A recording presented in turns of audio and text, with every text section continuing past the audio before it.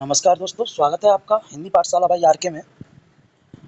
आज मैं लेके आया हूँ Hindi one shot video UP police constable 2026। इसमें मैंने सभी तरह के हिंदी के प्रश्नों को रखा है जो यूपी टेट में पूछे जाते हैं। इस वीडियो को मैंने 5 खंडों में बांटा है। खंड ए, जिसमें हम वर्णमाला, तत्सम, तद्भव, पर्यायवाची और विलोम शब्द से संबंधित 30 महत्वपूर्ण प्रश्न रखे हैं मैंने। खंड बा में, जो कि संज्ञा से ताल तक है, इसमें 40 प्रश्न रखे हैं। खंड सी में संधि, समास, उपसर्ग, विराम चिन्ह, ये 30 प्रश्न रखे हैं। खंड डी रस, छंद, अलंकार, मुहावरे, लोकोक्तियां, 30 प्रश्न। और खंड ई साहित्य रचनाएं, पुरस्कार, विविध, 20 प्रश्न। तो शुरू करते हैं इस वीडियो को। उम्मीद करता हूँ ये वीडियो आपको बहुत ज़्यादा पसंद आने वाली है। बने रहिएगा शुरू से अंत तक। पहला भाग देख लेते हैं, यूपी पुलिस कांस्टेबल परीक्षा विशेष वन शॉट वीडियो। खंड ए, हिंदी सामान्य ज्ञान एवं व्याकरण, वर्णमाला, तत्सम, तद्भव, पर्यायवाची, विलोम शब्द, हिंदी वर्णमाला एवं वर्तनी, तत्सम और तद्भव शब्द, पर्यायवाची शब्द, विलोम शब्द, इन शब्दों के बारे में हम इस खंड में बात करेंगे। तो शुरू करते हैं। पहला प्रश्न, घा का उच्चारण स्थान कौन सा है? तो बच्चों, घा का उच्चारण स्थान जो है वो कंठ है, ध्यान रखिएगा, ऑप्शन बी। और जल्दी जल्दी करते हैं, है ना। प्रश्न संख्या 2, हिंदी वर्णमाला में ऊष्म व्यंजन कौन से हैं? तो बेटा, हिंदी वर्णमाला में ऊष्म व्यंजन जो है वो ये स, स और ह हैं, ऑप्शन ए। ठीक है। छ वर्ण किसके योग से बना है? प्रश्न संख्या 3, तो छ जो वर्ण बना है वो क और स से बना है, ऑप्शन बी। इसका सही जवाब होगा ऑप्शन बी। प्रश्न संख्या 4 देख लेते हैं बच्चों, निम्नलिखित में से कौन सा वर्ण अघोष है? अघोष, बेटा अघोष जो है वो आपका का है। का जो है वो अघोष वर्ण होता है। ठीक है, यानी पहला और दूसरा अघोष और बाकी सघोष होते हैं। ठीक है। अटालका का तद्भव रूप क्या होगा? तो अटालका का तद्भव रूप होगा अटारी, ऑप्शन सी। प्रश्न संख्या 5 में का प्रश्न संख्या 6 है बच्चों, कपूर शब्द क्या है? तत्सम है, तद्भव है, देशज है, विदेशज है। कपूर शब्द, हाँ बेटा, कपूर शब्द जो है वो तद्भव शब्द है। ठीक है। आगे बढ़ते हैं, कार्य का तद्भव रूप क्या, बताइए? सेवा, कारज, काम, काज। तो बेटा इसका सही जवाब होगा काम। काम जो है वो कार्य का तद्भव रूप है, कार्य जो है वो तत्सम रूप है। ठीक है। आम्र का तद्भव शब्द क्या है? आम का बेटा आम होगा, आम्र का आम, ऑप्शन सी। प्रश्न संख्या 9, स्थावर का विलोम शब्द क्या है? तो बच्चों, स्थावर का जो विलोम शब्द होगा वो होगा जंगम।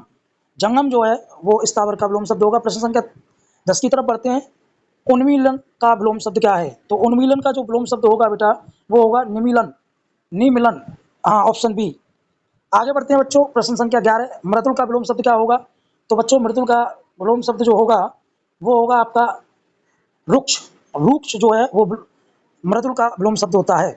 प्रश्न संख्या 12, अथ का विलोम शब्द क्या होगा? तो अथ का विलोम शब्द बेटा इति होगा। ठीक है। मरकट किसका पर्यायवाची है? मरकट किसका पर्यायवाची है? तो बेटा मरकट जो है वो बंदर का पर्यायवाची होता है, ऑप्शन सी। पावक शब्द किसका पर्यायवाची है? पावक, पावक जो है वो अग्नि का पर्यायवाची होगा। अगला प्रश्न है प्रश्न संख्या 15, व्यवहारी का पर्यायवाची शब्द है। तो बेटा व्यवहारी का जो पर्यायवाची शब्द होगा वो होगा तुम्हारा क्षणदा। क्षणदा जो है वो व्यवहारी का पर्यायवाची शब्द है। अमृत का पर्यायवाची शब्द नहीं है। तो अमृत का सोम जो है वो अमृत का पर्यायवाची है। सुधा अमृत का पर्यायवाची है। पीयूष अमृत का पर्यायवाची है। रसाल अमृत का पर्यायवाची नहीं है। सही जवाब क्या होगा प्रश्न संख्या 16 का? डी, रसाल। दंत ध्वनि कौन सी है? दंत बेटा जो दांत से बोला जाए उसी को हम दंत कहते हैं। दंत ध्वनि बेटा ता है। ठीक है। प्रश्न संख्या 18, ओष्ठ अल्पप्राण वर्ण कौन सा है? ओष्ठ अल्पप्राण वर्ण कौन सा है? तो बेटा पा जो है वो ओष्ठीय अल्पप्राण वर्ण है। प्रश्न संख्या 19, उज्ज्वल की शुद्ध वर्तनी क्या है? तो उज्ज्वल की शुद्ध वर्तनी, ऑप्शन बी, उज्ज्वल। ठीक है। कवित्री की शुद्ध वर्तनी क्या है? तो बेटा option C, sorry, option B, option बा, कवयित्री, ये ऑप्शन कवयित्री, हाँ, ऑप्शन बी इसका सही आंसर है। आशीर्वाद का शुद्ध रूप क्या होगा? तो बेटा इसका जो होगा वो होगा ऑप्शन बी, आशीर्वाद। ठीक है। आगे बढ़ते हैं, अज्ञान का तद्भव शब्द क्या है बेटा? तो अज्ञान का जो तद्भव शब्द होगा वो अजान होगा। ठीक है। गौधूम का तद्भव रूप क्या है? गौधूम का तद्भव रूप होता है बेटा गेहूं। ठीक है। सहोदर का विलोम क्या होगा? अन्योदर, ऑप्शन बी। प्रश्न संख्या 24 का ऑप्शन बी। 25वां प्रश्न देख लेते हैं, खेल का पर्यायवाची शब्द है बेटा? खेल का, एक मिनट, खेल नहीं है, खल का, हाँ, खल का पर्यायवाची शब्द, सॉरी, खल का पर्यायवाची शब्द है। 25वां प्रश्न, दुष्ट। ठीक है। कानन किसका पर्यायवाची शब्द है बच्चों? तो कानन जो है वो वन का पर्यायवाची शब्द है, ऑप्शन बी। प्रश्न संख्या 27, अनिल किसका पर्यायवाची है? तो बेटा अनिल जो है वो वायु का पर्यायवाची शब्द है, ऑप्शन बी। आलोक का विलोम शब्द है आलोक, आलोक का बेटा विलोम शब्द होगा अंधकार, ठीक है।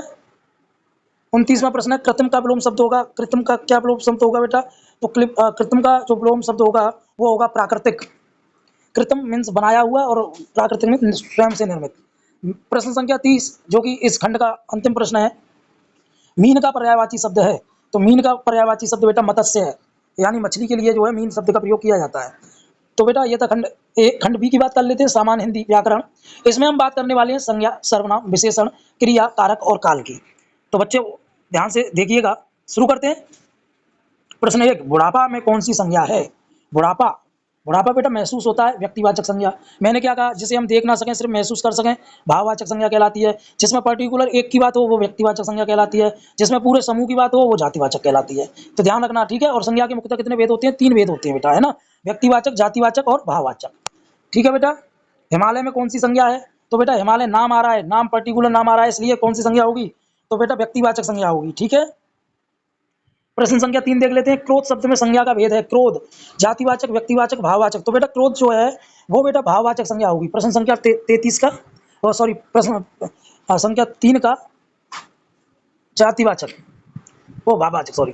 जो और सो कौन सा सर्वनाम है? निजवाचक, संबंधवाचक, निश्चयवाचक, प्रश्नवाचक। बेटा जो, सो, जैसा, वैसा ऐसे शब्द हैं, ये जो है संबंधवाचक सर्वनाम कहलाता है, ठीक है। हाँ, तो ये ऑप्शन बी प्रश्न संख्या 4 का संबंधवाचक। सर्वनाम के मुख्यतः 6 भेद होते हैं, ध्यान रखना, है ना। हाँ, जिस स्थान पर संज्ञा के स्थान में जो शब्द प्रयोग किए हैं उन्हें सर्वनाम कहते हैं, ठीक है। मैं अपने आप काम कर लूंगा, मैं अपने आप क्या है? बेटा अपने आप, खुद की बात की जा रही है, यानी निजवाचक सर्वनाम, ठीक है। खुद के लिए निजवाचक सर्वनाम। सर्वनाम के कितने भेद होते हैं बेटा? मैंने अभी बताया था, अभी जस्ट अभी बताया है। हाँ, ऑप्शन सी 6 भेद। यह घोड़ा अच्छा है, मैं, यह क्या है? बेटा यह जो है संज्ञा है, सर्वनाम है, ठीक है, क्रिया विशेषण है। तो बेटा इसका सही जवाब होगा ऑप्शन बी, क्या है? सर्वनाम है, ठीक है, सर्वनामिक विशेषण। यह घोड़ा अच्छा है, सर्वनामिक विशेषण, ठीक है। अगला प्रश्न है, विशेषण के कितने भेद होते हैं बेटा? तो विशेषण के बेटा 4 भेद होते हैं, है ना, ऑप्शन बी। प्रश्न संख्या 8 का ऑप्शन बी, आलस्य शब्द का विशेषण क्या होगा? आलस्य शब्द का विशेषण क्या होगा? तो बेटा आलस का आलसी हो जाएगा, है ना, ऑप्शन सी। प्रश्न संख्या 10, परमाणुवाचक विशेषण द्वारा किसका बोध होता है? परमाणुवाचक विशेषण द्वारा, परमाणुवाचक विशेषण द्वारा बेटा क्रिया की नाप तोल का बोध होता है, ठीक है, क्रिया की नाप तोल का, ऑप्शन बी। राम चिट्ठी लिखवाता है में कौन सी क्रिया है? संयुक्त क्रिया, प्रेरणार्थक क्रिया, नाम धातु क्रिया, पूर्वकालिक क्रिया। यानी यहाँ कार्य राम चिट्ठी लिखवा रहा है, यानी किसी दूसरे पर कार्य करवा रहा है। जहाँ किसी दूसरे पर कार्य करवाया जा रहा हो वहाँ प्रेरणार्थक क्रिया होती है, ऑप्शन सी। प्रश्न 12, हथियाना में कौन सी क्रिया है? बेटा हथियाना में जो है नाम धातु क्रिया होगी, ठीक है। वृक्ष से पत्ते गिरते हैं, कौन सा कारक है? वृक्ष से, बेटा वृक्ष से अगर पत्ते गिर गए तो वापस लग जाएंगे क्या? नहीं लगेंगे। तो जहाँ जो चीज़ एक बार जाके वापस ना आए वहाँ जो है अपादान होता है, और जहाँ एक बार जाके वापस आ जाए वहाँ करण होता है। तो इसमें जो सही आंसर होगा वो होगा बेटा अपादान, ऑप्शन ए। प्रश्न संख्या 14 की तरफ बढ़ते हैं, को और के लिए किस कारक के चिन्ह है? संप्रदान के, ठीक है बेटा। लड़का पेड़ से गिरा में कारक बताइए, लड़का पेड़ से गिरा में अपादान कारक होगा। प्रश्न संख्या 15 का ऑप्शन ए। प्राण शब्द का प्रयोग सदैव होता है, प्राण शब्द का प्रयोग किसमें होता है? प्रश्न संख्या 16, प्राण शब्द का प्रयोग किसमें होता है बताइए? एक वचन में, बहुवचन में, दोनों में, इनमें से कोई नहीं। तो बेटा इसका जो सही जवाब होगा वो होगा बहुवचन में, ठीक है। हाँ, बहुवचन में प्राण शब्द का प्रयोग होता है। अध्यापका शब्द का बहुवचन क्या होगा? बेटा अध्यापका शब्द का बहुवचन अध्यापकाएं होगा, अध्यापकाएं, अध्यापकाएं होगा, ऑप्शन बी। प्रश्न संख्या 18 की तरफ पढ़ते हैं, वह खा रहा था में कौन सा काल है? तो वह खा रहा था में बेटा अपूर्ण भूतकाल है, क्योंकि वो खा रहा था, खाया नहीं है, खा रहा था, ठीक है। शायद आज वर्षा हो में कौन सा काल है? सामान्य भविष्यत काल, संभाव्य भविष्य हेतु हेतु मद। तो बेटा इसमें संभावित भविष्य काल होगा। बच्चा रो रहा है में कौन सी क्रिया है? बच्चा रो रहा है, कौन रो रहा है? बच्चा रो रहा है, लेकिन इसमें कर्म नहीं है, इसलिए कौन सी क्रिया होगी? अकर्मक। जिस क्रिया का कर्म ना हो अकर्मक, जिस क्रिया का कर्म हो सकर्मक, ठीक है। वो 21वां प्रश्न देख लेंगे, वह बहुत तेज दौड़ा में बहुत क्या है? बेटा वह बहुत तेज दौड़ा में प्रविशेषण है ये, ठीक है, यानी विशेषण की भी विशेषता बता रहा है। चिड़िया आकाश में उड़ रही है में उड़ रही कैसी क्रिया है? बेटा उड़ रही है अकर्मक क्रिया है, ठीक है। क्रिया का मूल रूप क्या कहलाता है बेटा? मैंने शुरुआत में बताया था, क्रिया का मूल रूप धातु कहलाता है, ऑप्शन सी। 24वां प्रश्न है, वाच्य के कितने वेद होते हैं? बेटा वाच्य के 3 वेद होते हैं, ठीक है, ऑप्शन ए, ऑप्शन ए 3 वेद, ठीक है।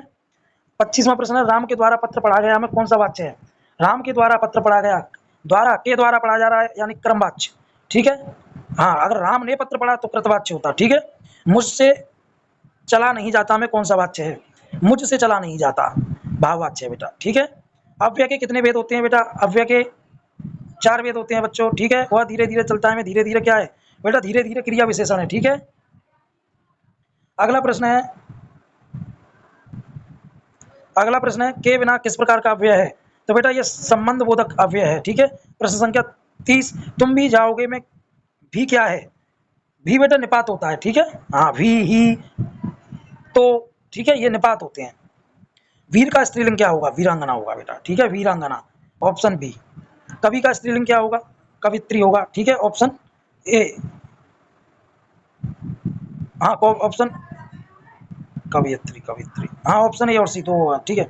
दाता का स्त्रीलिंग शब्द क्या है? दाता का स्त्रीलिंग शब्द होता है बेटा दात्री। मेज पर पुस्तक रखी है, पुस्तक है में पर कौन सा अलंकार है? वो कौन सा कारक है बेटा? अधिकरण कारक है। अरे सीधी सी बात है भाई, कारक के लिए कर्ता ने कर्म को करण से संप्रदान के लिए अलग होना संबंध काकी के अधिकरण में पर पे संबोधन हो, अरे ठीक है। 35वां प्रश्न, राम ने रावण को मारा में को कारक है? कर्म कारक है बेटा, है ना।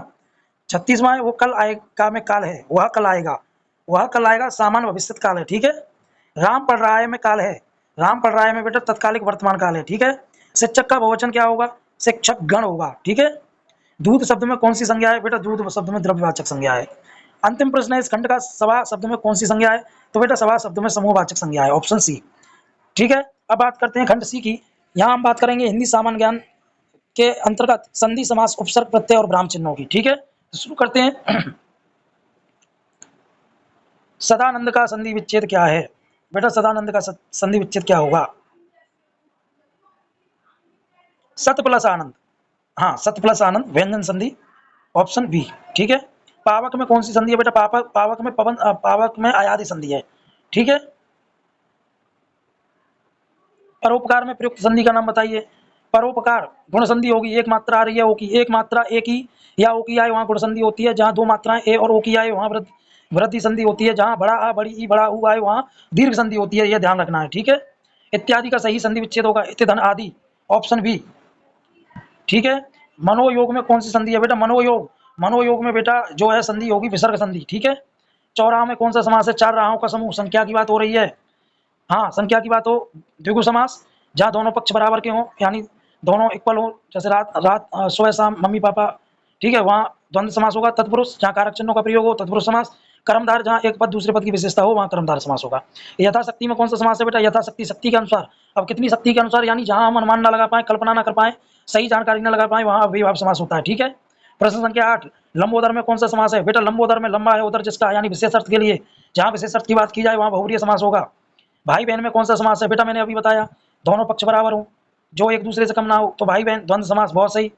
राजा पुत्र, राजा का पुत्र, राजा का पुत्र, कारक चिन्ह का प्रयोग हो रहा है, कारक चिन्ह का प्रयोग होगा तो वो कौन सा समास होगा? तत्पुरुष समास। अधिकार में कौन सा उपसर्ग है? अधिकार में, अधिकार में अधि उपसर्ग है, ऑप्शन सी। 12वां प्रश्न है, निर्गुण में उपसर्ग बताइए। निर्गुण में निर उपसर्ग होगा, ऑप्शन सी। प्रश्न 13 की बात कर लेते हैं बच्चों। प्रत्येक में कौन सा उपसर्ग है? प्रत्येक में प्रति उपसर्ग है, ठीक है। सजावट में कौन सा प्रत्यय है? आवट प्रत्यय है, ठीक है, ऑप्शन सी। लेखक शब्द के अंत में कौन सा प्रत्यय लगा है? लेखक, अक प्रत्यय लगा है बेटा, ठीक है, ऑप्शन डी। 16वां है, भुलक्कड़ में किस प्रत्यय का प्रयोग हुआ है? अक्कड़ प्रत्यय का प्रयोग हुआ है, ठीक है, ऑप्शन सी। अल्पविराम का चिन्ह कौन सा होता है? अल्पविराम, बेटा अल्पविराम का चिन्ह जो है ए ऑप्शन वाला होता है, ठीक है। हाँ, कम समय के लिए, सबसे कम समय के लिए अल्प विराम का प्रयोग किया जाता है, जो ऑप्शन बी दिया है, अर्धविराम का चिन्ह दिया है, ठीक है, यानी थोड़ा ज्यादा रुकने के लिए अल्पविराम और पूर्ण रूप से रुकने के लिए पूर्ण विराम का प्रयोग होता है, ठीक है। प्रश्न संख्या 18, प्रश्नवाचक चिन्ह की पहचान करें। प्रश्नवाचक चिन्ह, ऑप्शन सी। विस्मयादि बोधक चिन्ह कौन सा है बेटा? आश्चर्य, भाव, आश्चर्य, हर्ष, बोध, घृणा की बात की जाए, पहला ऑप्शन ए। 20 योजक चिन्ह कौन सा है बेटा? योजक चिन्ह जो है वो ऑप्शन ए, ठीक है। हिमालय का संधि विच्छेद को क्या होगा? हिम प्लस आलय, ऑप्शन ए, दीर्घ संधि, ठीक है। दिग्गज में कौन सी संधि है बेटा? दिग्गज में, हाँ, कौन सी संधि है दिग्गज में? बेटा व्यंजन संधि है, ठीक है। एक एक यानी 1 + 1 में कौन सी संधि होगी बेटा, वृद्धि संधि होगी, एक एक, ठीक है। 2 मात्राएं आ रही हैं इसमें, इसलिए प्रतिदिन में कौन सा अलंकार होगा, प्रतिदिन का अर्थ होता है दिन दिन, कितने दिन नहीं मालूम, जहां ना मालूम हो वहां विभव समास। नीलकंठ में कौन सा समास है, नीलकंठ में नीला है कंठ, अगर मैंने बोल दिया नीला है कंठ जिसका, यहाँ तो ऑप्शन ही वही दिया है तो बहुव्रीहि समास होगा। अगर यहाँ होता कि नीला है जो कंठ तो बेटा कर्मधारय समास होता, और नीला है कंठ जिसका अगर ये बोला तो बहुव्रीहि समास होगा। प्रश्न संख्या 26, उपकार में उपसर्ग है, उपकार तो उपसर्ग होगा बेटा। सावधानी में कौन सा प्रत्यय बेटा, ई प्रत्यय है, ऑप्शन सी। 28वां प्रश्न है, घबराहट में प्रत्यय बताइए, घबराहट, आहट प्रत्यय होगा बेटा, ठीक है। अर्धविराम का चिन्ह मैंने शुरुआत में बताया, ऑप्शन बी वाला अर्धविराम का चिन्ह। उद्धरण चिन्ह का प्रयोग कब होता है, तो बेटा उद्धरण चिन्ह का प्रयोग कथन को ज्यों का त्यों लिखने के लिए उद्धरण चिन्ह का प्रयोग किया जाता है, ठीक है। उम्मीद करता हूं बेटा ये समझ में आ गया होगा। अब बात करते हैं ऑप्शन डी की, जहां हम बात करेंगे रस, छंद, अलंकार, मुहावरे और लोकोक्तियों की। तो शुरू करते हैं बच्चों। श्रृंगार रस का स्थायी भाव क्या है बेटा, श्रृंगार रस का स्थायी भाव रति होता है, ठीक है। हास्य जो है वो हास का है, शोक करुण रस का है, उत्साह जो है वीर रस का है, ठीक है। करुण रस का स्थायी भाव क्या है, करुण का भी बताया मैंने, शोक बहुत सही, बहुत सुंदर। शांत रस का भी बताया था मैंने, शांत का बेटा निर्वेद होता है, ठीक है। वीर रस का स्थायी भाव, वीर रस का उत्साह भी बताया था ना ऊपर वाले प्रश्न में, बहुत सही। तरनी, तनुजा, तत्, तमाल, तरवर, बहुछाया में कौन सा अलंकार है बेटा, ता अक्षर बार बार आ रहा है, जहां कोई अक्षर या कोई वर्ण बार बार आए वहां कौन सा अलंकार होता है बेटा, वहां जो है यमक, वो अनुप्रास अलंकार होता है, ठीक है। हाँ, जहां अक्षर एक से ज्यादा बार आए, ठीक है। यमक में क्या होता है, जितने शब्द उतने अर्थ होते हैं। सलेश में क्या होता है, एक शब्द अनेक अर्थ। उपमा में क्या होता है, दोनों वस्तुओं की समानता होती है, ठीक है। प्रश्न संख्या 6, कनक कनकते सौगुनी मादकता अधिकाय में अलंकार है बेटा, कनक कनकते 2 बार अर्थ आ रहा है, कनक कनक 2 बार शब्द आया, जितने अर्थ उतने, जितने शब्द उतने अर्थ, हाँ यमक अलंकार होगा, बहुत सही। चरण धरत चिंता करत चितवन चहु और कौन सा अलंकार होगा बेटा, इसमें बेटा जो अलंकार होगा वो होगा श्लेष अलंकार, ठीक है। चरण धरत चिंता करत चितवन चहु और सुवरन को धूरत भरे कवि व्यवचारी चोर, ठीक है। पीपर पात सरस मंडोला उपमा अलंकार होगा बेटा, सरस, जहां किसी कविता में, किसी गीत में, किसी गजल में सासी से समान, जैसा, जैसी, जैसे के समान, सरस ऐसे शब्द दिखाई दे जाए वहां आंख बंद करके उपमा अलंकार लगा देना, ओके। दुआ के पहले और तीसरे चरण में कितनी मात्राएं होती हैं बेटा, दुआ के पहले और तीसरे चरण में जो है ऑप्शन बी 13 मात्राएं होती हैं, ठीक है। चौपाई के प्रत्येक चरण में कितनी मात्राएं होती हैं बेटा, 16 मात्राएं होती हैं, ठीक है। सौराठा छंद किसका उल्टा होता है बेटा, धुआ छंद धुआ का उल्टा होता है, सौराठा का उल्टा धुआ, धुआ का उल्टा सौराठा, ठीक है। नाक का बाल होना मुहावरे का अर्थ होगा बेटा, नाक का बाल होना अधिक प्रिय होना, ठीक है, ऑप्शन सी। आसमान पर चढ़ना का अर्थ है अत्यधिक प्रशंसा करना, ठीक है। अंगूठा दिखाना का अर्थ है बेटा इनकार करना, ठीक है। अकल का दुश्मन मुहावरे का अर्थ होगा अकल का दुश्मन, महामूर्ख। काला अक्षर भैंस बराबर, काला अक्षर भैंस बराबर अनपढ़ होना बेटा, ठीक है। ऊंट के मुंह में जीरे का अर्थ होगा बहुत, अधिक को बहुत कम, अधिक को बहुत कम, बहुत अधिक को बहुत कम, ठीक है। विभत्स रस का स्थायी भाव होगा बेटा जुगुप्सा, घृणा, ये विभत्स रस का स्थायी भाव होता है। प्रश्न संख्या 19, रौद्र रस का स्थायी भाव होगा, रौद्र का बेटा क्रोध होता है, ठीक है, शुरुआत में बताया था। चरण कमल बंधु हरिराई में कौन सा अलंकार है, चरण कमल, यानी मैं भगवान के कमल रूपी चरणों का बंधन करता हूं बेटा, इसमें रूपक अलंकार होगा, क्योंकि चरणों को कमल मान लिया गया है। जहां जो मतलब कुछ भी मान लिया जाए, एक वस्तु को दूसरी वस्तु मान लिया जाए, वहां रूपक अलंकार होता है, ठीक है। 21वां प्रश्न है, सोअ तोड़े पीत पट श्याम सलोने घात में कौन सा अलंकार है, सोअ तोड़े पीत पट में कौन सा अलंकार है बेटा, बेटा इसमें उत्प्रेक्षा अलंकार है, ठीक है। सोअ तोड़े पीत पट श्याम सलोने घात, मानो नीलमणि शैल पर आता पर प्रभात। बच्चों जहां मानो, जानो, जनू, मनु, ठीक है, ज्यों त्यों, क्यों क्यों ऐसे शब्द आ जाए वहां उत्प्रेक्षा अलंकार होता है। 9 2 11 होना मुहावरे का अर्थ है भाग जाना, ठीक है। 23वां प्रश्न, तिल का ताड़ बनाने का अर्थ है, तिल का ताड़, हाँ छोटी सी बात को बड़ा चढ़ाकर कहना, ठीक है। हाथ मलना मुहावरे का अर्थ है बेटा पछताना, ठीक है। 25वां है, खोदा पार निकली चुईया, कठिन परिश्रम के बाद थोड़ा लाभ, ठीक है। गागर में सागर बनने का अर्थ है थोड़े शब्दों में बहुत कुछ कहना, ऑप्शन बी।